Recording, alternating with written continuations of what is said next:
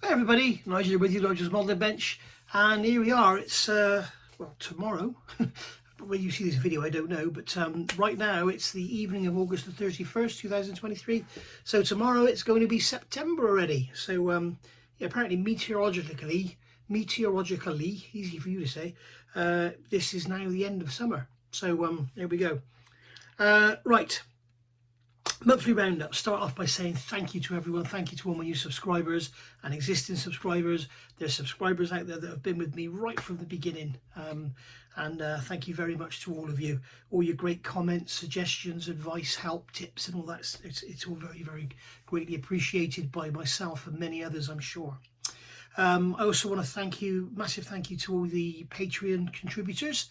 Very, very much appreciated, and your contributions are very much appreciated. I've just had an order of a few bits and pieces come in from Premium Hobbies, and it's like over £100. It's like a box of stuff, you know, just like glues and stuff, paints and stuff like that. It's just crazy the way things are going. So yeah, it's very, very much appreciated. So thank you very much.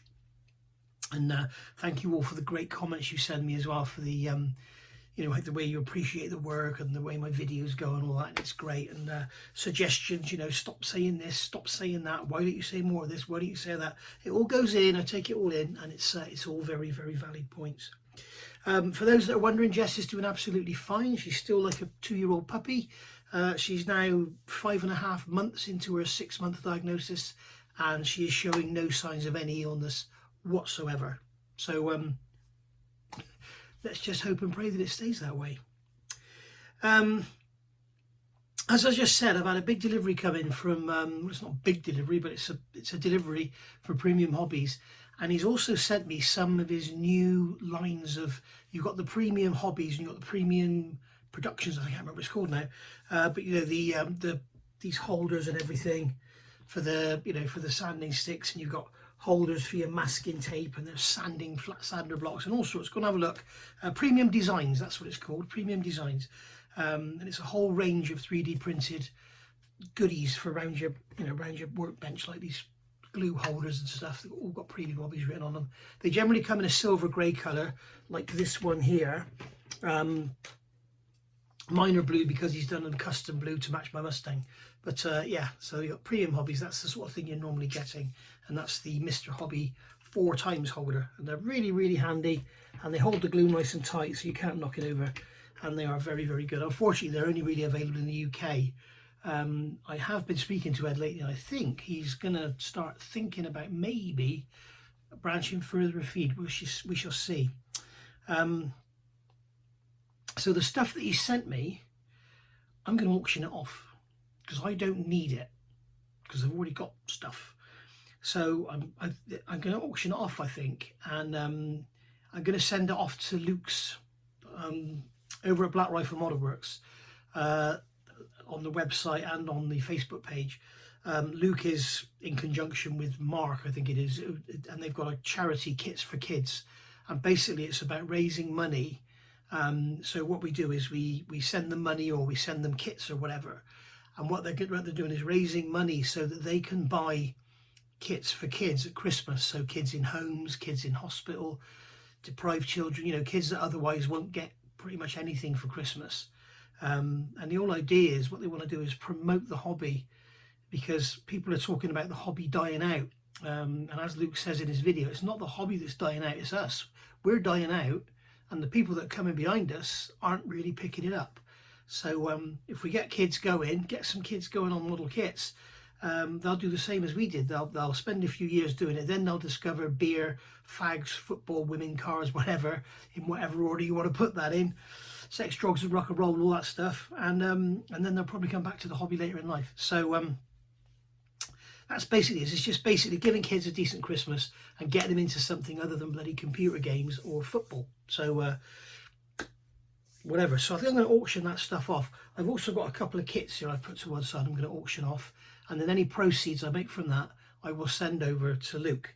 And obviously what I'm going to do is ask you to, however I'm going to do it, I don't know, but I'm going to ask you to make a bid. The highest bidder wins. You will pay the postage plus the bid, what you've bid on your whatever it is you've won, and then I will send it to you. and then once I've got all the money in, I will then put up a PayPal thing or something. I'll put some way of showing you all that I've actually paid Luke the money that I get from this stuff. I will keep absolutely nothing for myself. I will only want to charge you for the postage, because some of the stuff, you know, if somebody in America wins that, say I was auctioning this, that is retails for about £9. So at an auction it would probably go for about £6. However, it would cost me about £15 to send it. So what's the point in me raising £6 for Luke and spending £15 out of my pocket to send it to you? So I may as well, you know, I may as well just give Luke 15 quid and keep the model for myself. Yeah. So there we go. So that's going to be coming. I'm going to do a review of the stuff, maybe even later this evening, if not tomorrow. I'll do a review of the stuff I've got from Premium Hobbies. There's some interesting new stuff in there. Right, this one's going to come as a bit of a surprise, shock, whatever to people. The FXC King, the 1/48 scale, it's been absolutely adored by everybody that's watched my build and other builds, and everybody was really gobsmacked that Airfix have done it, and they're really, really chuffed, and everybody's absolutely amazed that it's finally here. A good 1/48 scale Sea King, and believe me, boy oh boy, it is a good kit. But here we are into the second day of release. I believe it was released on August the 30th, yesterday, and already I've had 3 people email me. One has short shots. Okay, so that's the same as Alex had with his. So I'm not sure if it's in the same place, but they just said they had short shots. Another person, all these people should remain nameless, don't worry, I'm not going to drop you in it. Another person had a look at their clear parts, and it's like they're full of bubbles.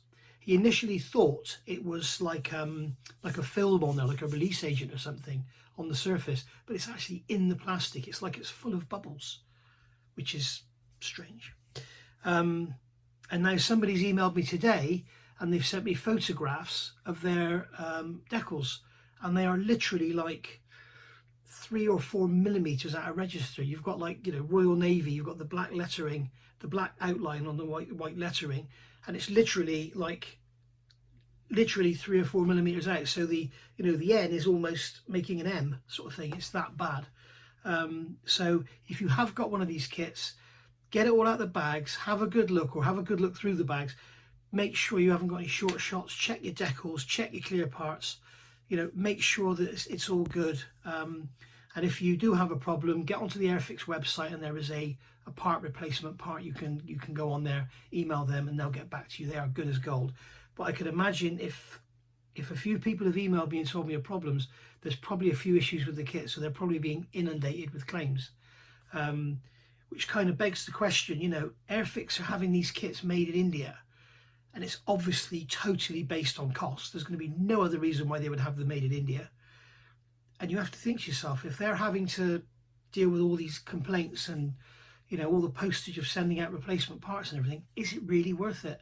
And this is a discussion we were having the other night on Moss's channel on Monday night. You know, Airfix, they did the Spitfire. As far as I know, there were no real issues with that. And there's a bit of soft moulding on the spine, but you'd have had the soft moulding wherever in the world it was moulded, because soft moulding is a result of the tool, not the process. So you know, come on, Airfix, let's have more done in England. You know, we're just there's got to be a better way. Even have it done in China. It's just you know, it needs to be sorted out. So where have we been lately? What have we been working on? So you're probably thinking everything's bloody stalled. The Chieftain, as you know, I stalled the Chieftain because I was waiting for some 3D printed tracks that were coming from Poland. I think it's Poland they came from. Yes, it was, wasn't it? And I got them here, and it was the same company who makes the wheel masks and everything. And they were called Quick Links. So the Quick Mask, you got Quick Links. And I did a video on everything, and you remember if you saw the video. I've taken it down now, and I had an absolute nightmare putting the tracks together. So I contacted the guy that sent me these links, and I contacted the designer, because it was the designer that originally got in touch with me, and they were sort of very apologetic that it had been, you know, gone so wrong. And then I had an email from somebody who said you should have contacted me before you put the video out, and I don't know who that was. So there's obviously 3 guys involved in the business in some way or other, but I think the actual business owner was kind of a bit concerned, because he said to me, I don't understand this. He got his wife to build a track up, and she did it in about 10 minutes. His wife, and she was snapping them together like this, not doing it on the bench. So apparently they've changed their mythology about doing it on the bench with tweezers and stuff. You're better off doing it by hand, which I did. But I said to him, I said that there's just no way on this earth that anyone could build those tracks in 10 minutes like that. They'd have no bloody fingers left. Especially, you know, if without wishing to be sexist or anything, women generally have smaller, softer fingers than men, and they were killing my fingers. So, and if they clipped together like some tracks do, we'd have been absolutely fine. But as you saw, some just wouldn't go on. They did. They just broke the pins off. So then he came back to me, and they apparently they sent links out for trials, and they're wondering if I got a mix of good and bad links. So that could be what the problem was. And I've heard nothing from them since, other than the designer has told me about another product that's coming up. So I think I'm just going to go on and build that kit with the main tracks, and take Rob's advice and get some 1mm rivets and fill in the holes in the side, because you know, I can't just sit waiting around with that kit unfinished. I want it done. I want it off the list, I want to build as many kits as I can this year. I'm on 6, I think, so far, 6 finished. So so that's got to be done. The Scammell, I've had it on the bench. I'm finding it difficult to get my head around it, to be honest. I wish I'd had the photo etch that I needed when I was on it and just tanking through, but I sort of pick it up now and it's kind of, you know, but I have been playing with it, and I have done some video work, but I'll be back on the bench this week. The Hellcat part 17 is ready to go. I can tell you guys, this thing nearly went out the window. Again, as you know, I've built 2. I've got 3 of these kits. I've built 2. Well, I'm building 2. The other one I'm building as a folded wing, so the wing sort of breaks off here, sort of separates here. And they went together. Yes, it was a struggle, but they went together. This, all the strength I had to get the wings to roll over. It was like they were molded, and they needed to be like this to form a leading edge and a trailing edge, and they were just flat, and they did not want to go. And this is something I've heard a lot with this kit. Again, it's a kit manufactured in India. I mean, it's the soft plastic as well, which doesn't help. But I've heard so many stories about people having these kits, and on the Hellcat, and the sprues are flattened out. The fuselage halves, instead of being like that, they're kind of all like this. Certain bulkheads that don't fit, and yet I've had the other bulkhead fits, and someone else has said that bulkhead didn't fit in theirs, and then the tail wheel bulkhead didn't fit, and somebody else said the tail wheel bulkheads are really loose fit. So again, it's down to quality control. It's like, oh, but yeah, part 17 is out. I have a proper rant like this. God, honestly, really struggled. So so that was that. So part 17 will be up very soon. It's edited, it's there, it's in YouTube, just waiting for me to press public. So I'll get that up for you. The Sea King is in primer. You'll be pleased to know the rotor head is up there, and the actual body of the fuselage of the Sea King is back in its box, and that's just waiting for the primer to dry, and then I'll probably tomorrow or something get on with it and get the red paintwork done. I've had to do some, I forgot to put any Mr. Surfacer around the outside of the clear windows. So, you know, I've done a quick primer to find lines and gaps and stuff like that, and you'll see that in the video in part 11, is it? I can't remember now. I think it's part 11. I don't think you've seen part 10 yet, you'll have to get that up as well. So there we go. So yeah, Sea King's in primer, nearly finished. The Hurricane, this one here, I did a review of it, and if you remember I said I was going to do a beginner's build. I bought this as a paint mule for the new Outlaw paints, and you'll see I've done a video, a part 1 video, or first part of 3 on the Outlaw paints, and boy oh boy do I like them. So there's the Hurricane, and I'm building this as a beginner's video, but I'm not doing it like a starter set video. I'm doing, you know, using Tamiya Extra Thin, a couple of very basic tools. We're using nail files. We're not using any special sanders. We're using nail files that you get from your local supermarket, like these little hard ones here, and then a sponge, and we're using the scalpel We're using the pointed tool as a scriber and for making holes and stuff. So we're trying to do it with the minimum of tools, and it's coming out really, really nice. The only place it's got any filler is underneath the belly there. I had some problems with this. It was like, again, the upper wing was shorter than the lower wing. So I had, when I put it together, you'll see it in the videos, the lower wing was about, I don't know, half 1 millimeter wider than the lower wing. And it's like the upper wing is shrunk or something, or the bottom wing's expanded, I don't know. But it's all come together in the end. It's only a little semi-second scale kit. It's not the end of the world. But very, very nice little model indeed. Too fiddly for a starter set, I believe. But I've always said this, I think starter sets should be 1/48th, not 1/72. Especially with these little World War II fighters, because you've got tiny, tiny parts that I think people will struggle with who are new. So there we go. So look, keep your eyes peeled, because part 4 of this is about to be loaded into YouTube. So you haven't even seen part 1 yet, and we're sort of almost ready on doing the seam check primer, and then once we got that done, it'll be on to the outlaw paints. So there we go. If you saw my video about the A20 tyres from Edward, they've come back to me, it's almost done, so that's really good. And they're also sending me some PE to put in my A20. So I have the cockpit set, but now they've done an undercarriage bay and bomb bay set, so they're sending me those two. And they offered me some other stuff as well. I was like, I don't want it. I've got air scale cockpit, and I've got HGW seat belts, and I've got the seat from ASK. So I don't really need anything else. I just want the photo etch, really. And I got those lovely resin wheels. Boy, they're nice. Sven over at One Man Army has today being Thursday, sent me the first sample of the A20 Mask set. So that'll be really nice to see, and that'll probably be the first set I use. So that's going to be all the stencils, which aren't in the kit, and it's going to be all of the stars and stripes all over it. So yeah, it'd be great. So keep your eyes open for that. That'll be a good review, and I'll be using that on the build. So as I say, that's coming tomorrow, so you should see that tomorrow night. I'll probably do the review tomorrow night. There's some other sets I've got to review as well, but he's asked me to leave like 2 weeks in between, so I don't sort of bore everyone to tears with masking sets, because they're not, it's very difficult to make a masking set review, you know, oh, look at that beautiful mask, look at that lovely curve on there. It's not like doing a kit. Talking about kits, I have got a mega kit down there to do a review on sometime in September, so you'll look forward to that one.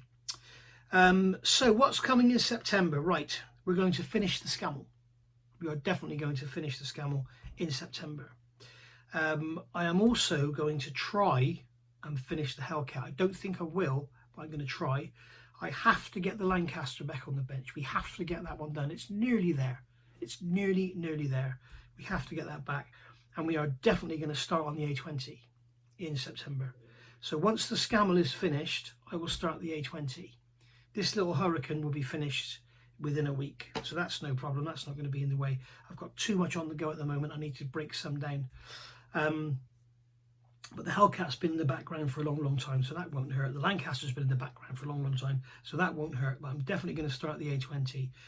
And the other thing, this build, this beginner's build, you will know from the videos when you see them, this is totally about how to build, or how I build a model airplane. There is nothing about painting, weathering, anything in that build series. It's just how to build it. It will finish when the model is built. There'll be nothing in there about how to paint, what I use, what thinners, what paints or anything.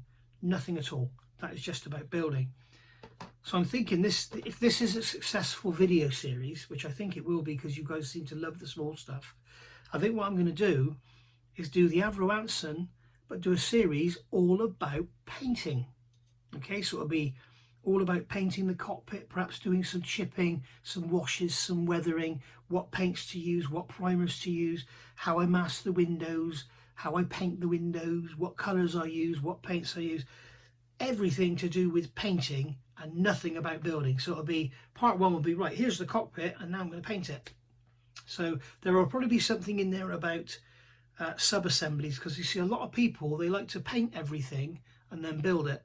Whereas, you know, it's like with this little Hurricane, you've got the joystick, the floor and the rudder pedals, and I just put all them together and painted them all in one, because what's the point in trying to glue painted parts together?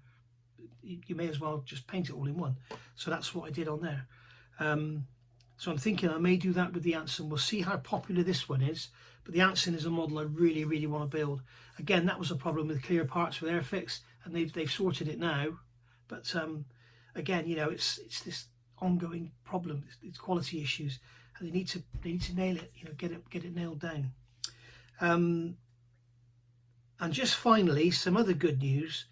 I've been talking to somebody who on YouTube who you all know and love, and we may in the winter, May, bear in mind it's May, okay? I don't mean May the month, I mean we might do a buddy build together.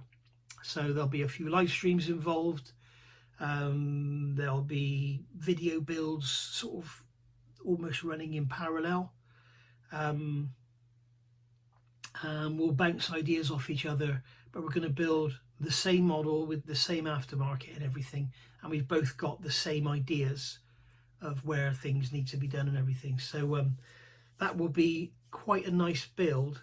It will be a long one, and it will be one that we will keep each other going on, because it's easy to, you know, like I've done with this Hellcat, it just goes on and on and you just lose your mojo.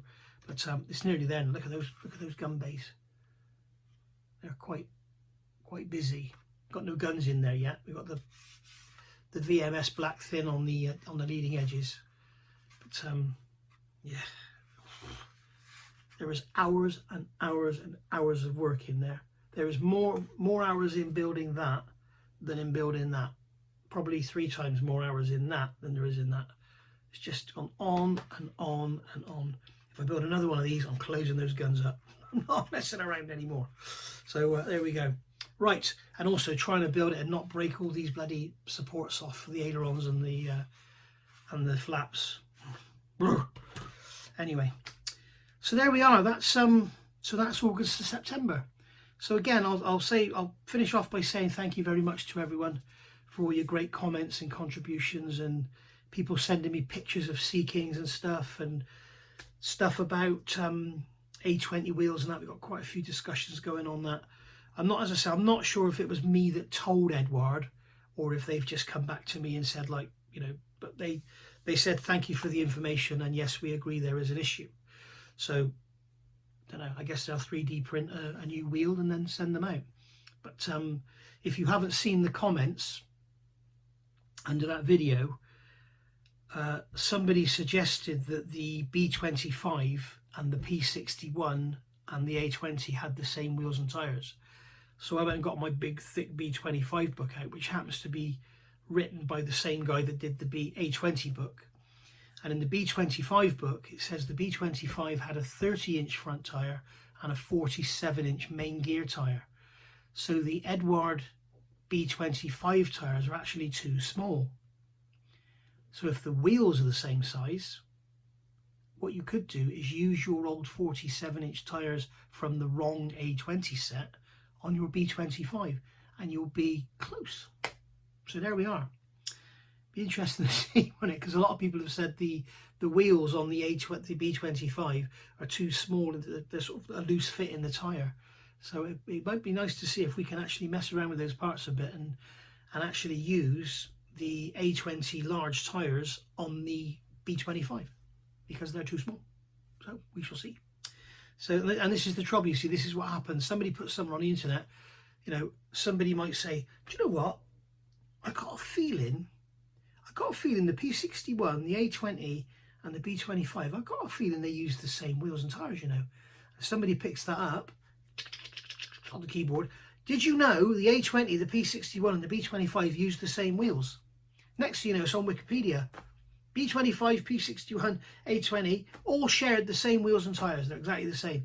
And it becomes fact. And this is the problem. This is what happens. So you need to really, really check your resources when you get information like that.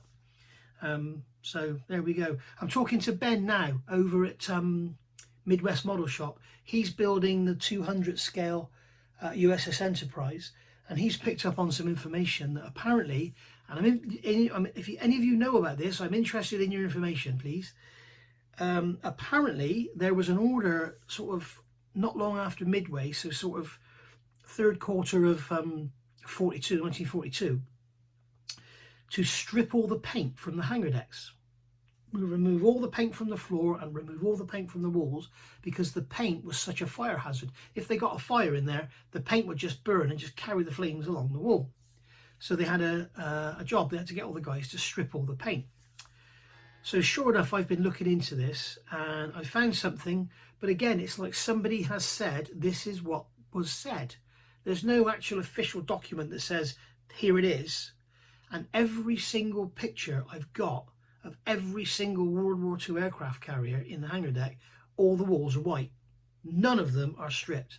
The only one that looks like it's stripped is on USS Hornet, on the crash pictures. If you're into your wreck videos, not the crash, the wreck videos, if you're into your wreck videos, go and have a look at USS Hornet, and there's that famous picture of the tractor sat at the opening of the hangar deck on USS Hornet, and it does look like the sides of that aren't painted white. So who knows? The other thing is, in some early photos in the hangar deck, the floor looks like a matte sort of non-slip coating, which I can imagine would be very flammable. But later in the war it looks shiny. Now I don't know if it's just been polished because of wear or if it was actually bare steel, but you'd have thought having a ship at sea, even with just the salt air with bare steel everywhere, it would have rotted in no time. And also just think how slippery, if it was like steel with no grip on it, if you had some oil spill or some fuel or even water splashed in there, think how slippery it would be, especially when it's being walked on and planes are going over it. It's going to get polished. It's going to be, I just can't see it, but it absolutely makes sense to strip the paint, doesn't it? Because it's a fire hazard. So, but it absolutely makes sense not to, because the hangar deck would be so bloody dark without the white paint on the walls. That's why my garage walls are all painted white, because it makes the garage brighter. It would be so dark and it would be so bloody slippery and everything would just rust. So I don't know. Anyway, let me know what you think in the comments below. If you actually know something, let us know in the comments below, because it'd be nice to hear. And as I say, if you have bought an FXC King, check them. If you've bought more than one, check them with a fine tooth comb. Get onto Airfix and they'll replace your parts for you. And that basically, my friends, is that. So bear in mind, if you do contact Airfix, if you're sending them a message, they will need your phone number, your address, and they may ask for photographic proof of what is actually faulty, because obviously word will get around that, you know, a few people have had faulty decals, and people try it on. They try and get spare parts for nothing by saying they've got the kit, and they will also need the serial number off the bag. Generally on the bags there's a little white sticker. I haven't got a bag here now. Generally on the bags there's a little white sticker and there's a code on there, and that'll tell them what, you know, what they need to know. So anyway, thank you for watching. Sorry for waffling. What's that, nearly half an hour, and I'll see you all soon. As I say, as normal, any questions or comments, just stick them down below and I'll answer them when I can. And keep your eyes peeled for part 1 of this, part 17 of this, part 10 of the Chieftain, and yeah, they're all there on YouTube ready to go. So I'll have to start getting my finger out and start putting them up. Anyway, I'll see you all soon. Thank you for watching. Bye for now.